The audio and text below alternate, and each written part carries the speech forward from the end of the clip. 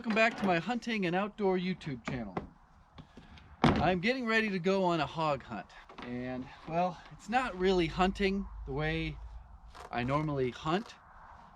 You're in a blind or a stand over a feeder, and it's in Texas. 100% success. If you see one, it's quite easy, not very challenging with a rifle.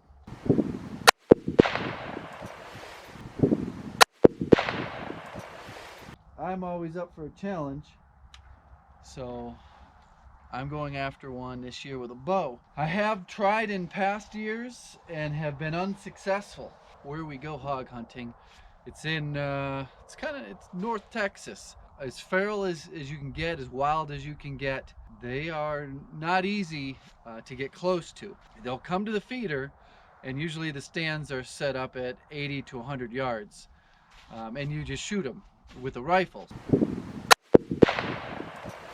And they're very smart.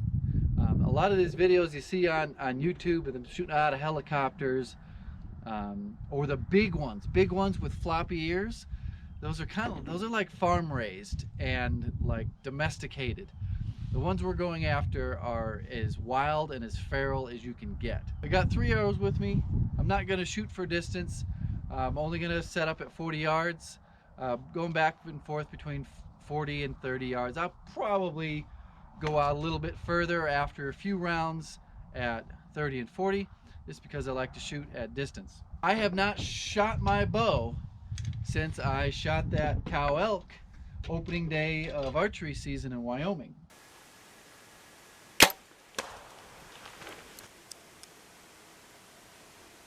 That's it. That's all she wrote. I didn't bring my rangefinder, so I just paced off 40 yards. I'm set at 40. I have that adjustable pin sight. So the bottom pin is the one that you dial.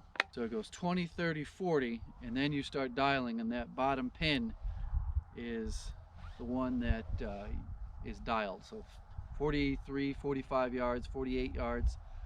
That's probably my max shooting range. On an animal, for practice I like to stretch it out. Nice.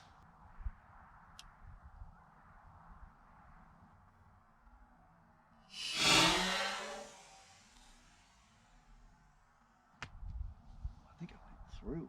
That tree stand that I shot the elk out of, I usually have that set up in my backyard, and I could practice out of there at about 20 yards. I do have a 40-yard distance at my house, but I got to go to the front yard to shoot to the backyard, and I live in the city, and the neighbors don't understand. Man, I think I'm blowing through the center of this target. I saw one that was slightly high and right, and the other two, they might be high too. Like I said, I don't have a rangefinder, and I haven't shot since September 1st. Left and right looks good. Maybe my distance is, my pacing is off. Well, there's one right down in there.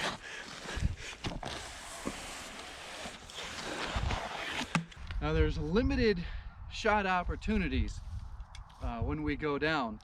Some guys will go the entire weekend and not even see one. They won't come to their stand or the feeder that they're at. So the first evening, I'll go out with a bow, drive down on a Thursday. We spend the night, Thursday night, and Friday evening is our first hunt. So we hunt Friday evening, Saturday morning, and Saturday evening, and you try to get your two hogs in those 3 hunts, those 3 sits. Now, if you're desperate, you go Sunday morning, but we're leaving the camp by 10:30, 11 a.m. So they're picking you up from your stands by 9:30ish. So very limited opportunities.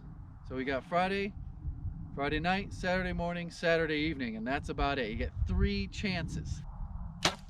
I'll shoot probably every couple days. I got 3 weeks about 3 weeks. Oh, it's only 2 weeks. So I'll probably shoot 3 or 4 more times before we go. Pulled that one. You can definitely tell I'm not as steady as I was.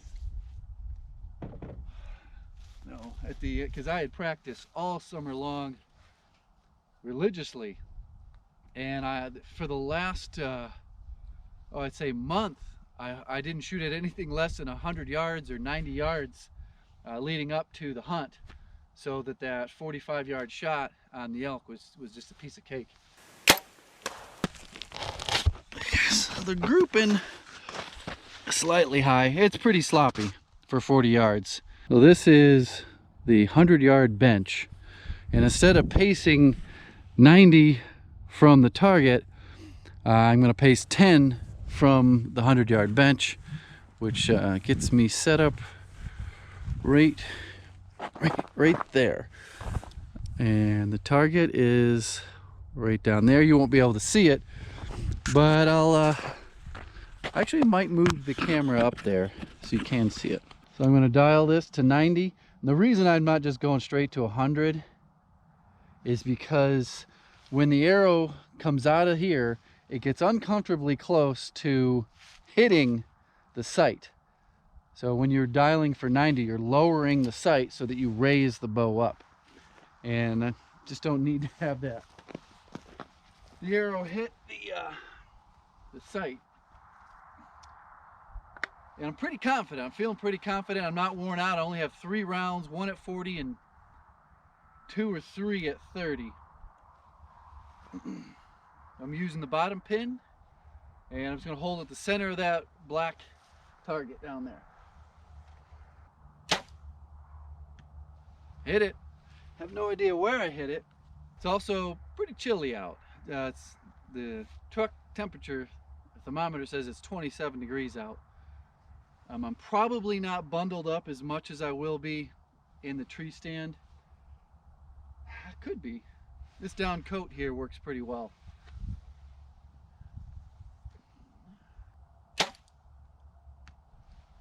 Two for two. You can go 3 for 3. I wonder where these are hitting. I've got small pins on this sight so that I can actually see the target. It's not completely covered up by a large pin, so it helps at longer distances. Oh, whew, I think that one pulled that one to the left. This is a back tension release, and you just kind of hook your hand around it and just keep creeping back, and your hand naturally makes more of a fist, and it surprises you. But when you get used to shooting, you know when it's going to go off. And there's this weird mental block that won't let you go any further, and you can sometimes flinch. My guess is there's probably a 12 to 15 inch group, which is I think that target's probably 24 by 24. I can see the one to the left that I knew, that last shot that I pulled. Wow, I have 2 almost touching, and then there's the one that I flinched and pulled. I'm pretty sure this is luck, and this is that last one. So I'm gonna actually dial it down a little bit to like 88, 89 yards and shoot again and see if these drop down. So I wanted to go over the arrows. I'm really happy with these arrows. Piledriver Hunter DS, dual spine weight forward for your FOC. But yeah, Carbon Express Piledriver DS. I started out with the Piledriver Hunter a while ago, years ago. These are 11 grains per inch as my FOC right there. And I guess they have weight built into the front of it. These are 25 grain brass inserts, so I can run a 100 grain broadhead or field point There's just more of a selection, off the shelf selection when you go to a Bass Pro Shop or Cabela's or any sporting goods store. They're going to have a lot more 100 grain than they are going to have 125 grain. Previous years, I shot 125 grain. This year's elk was a 100 grain, 1 3/8 inch Grim Reaper mechanical. The previous, well, 2 years prior, I shot a bull elk, almost in the exact same spot, quartering away slightly more, and that was with 125 grain Grim Reaper 1 3/8 inch mechanical broadhead. Now that one passed all the way through this side here and smacked that outside arm right there, came right out the armpit, but did put a hole because I had the downward angle coming out of the tree stand. So the exit was right outside his opposite armpit. Okay, that's it for this video. Next video, gonna start right now. The channel's been mostly bow hunting and, well, gonna be rifle hunting too. But shooting my concealed weapons, my concealed carry pistols. Time to put in some range time. I've got 200 rounds that I'm gonna go through today. Now this is my new pistol. This is a SIG P365XL. I'm kind of excited about this one. This one is probably going to replace this one as my daily concealed weapon. Mainly because this one doesn't have a safety. This one here has a safety. So if you carry cocked and locked, there's still, you still have to take that safety off before you can shoot the bad guy. So that's why I'm switching back to a striker fire with no safety.